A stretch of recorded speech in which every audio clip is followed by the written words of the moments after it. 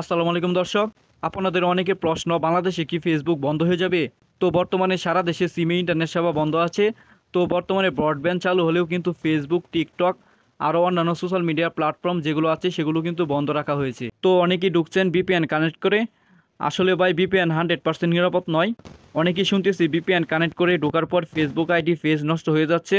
সাধারণত দেখবেন আপনি যদি এক ফোন থেকে অন্য ফোনে লগ ইন করেন তাহলে দেখবেন মেসেজ আসে আপনি কি অনুমতি দিচ্ছেন।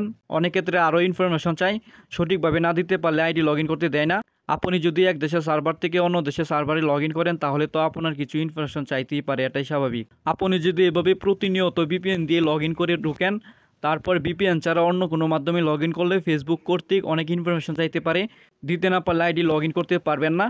তো এভাবে অনেক আইডি নষ্ট হয়ে যাচ্ছে। তো আপনারা যদি ঢুকেন তাহলে অবশ্যই আইডির ইনফরমেশনগুলো সংগ্রহ করে তারপর ভিপিএন কানেক্ট করে নিজ দায়িত্বে ঢুকবেন। তো আপনাদের সতর্ক হওয়ার জন্য এতগুলো কথা বললাম। তো এবার আসি, ফেসবুক কি বন্ধ হয়ে যাবে? তো এই বিষয়ে আমাদের প্রতিমন্ত্রী বলেছে রবি কি সোমবারে সিমে যে 4G ইন্টারনেটটা এটা চালু করার সম্ভাবনা আছে, কিন্তু ফেসবুক, টিকটক আর অন্যান্য সোশ্যাল মিডিয়া প্ল্যাটফর্মগুলো আপাতত এগুলো বন্ধ থাকবে। তারা ফেসবুক, টিকটক তাদের সাথে কথা বলবে, যদি তারা দায়িত্বশীল হয় তারপর তারা বিবেচনা এনে দেখবে খোলা যাবে কিনা। আর তা না হলে তারা নিজস্ব সোশ্যাল মিডিয়া অ্যাপ তৈরি করতে পারে যাতে তাদের নিয়ন্ত্রণে থাকে এবং যাতে বাংলাদেশের টাকা বাংলাদেশে থাকে।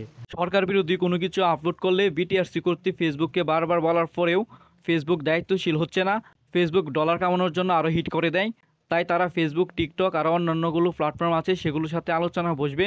যদি তারা দায়িত্বশীল হয় তাহলে তারা বিবেচনা এনে দেখবে খোলা যাবে কিনা, আর তা না হলে নিজস্ব একটি সোশ্যাল মিডিয়া অ্যাপ তৈরি করতে পারে। তো দর্শক শ্রোতা, ফেসবুক, টিকটক অন্যান্য সোশ্যাল মিডিয়া প্ল্যাটফর্মগুলো আদৌ চালু হবে কিনা তা এখনও অস্পষ্ট।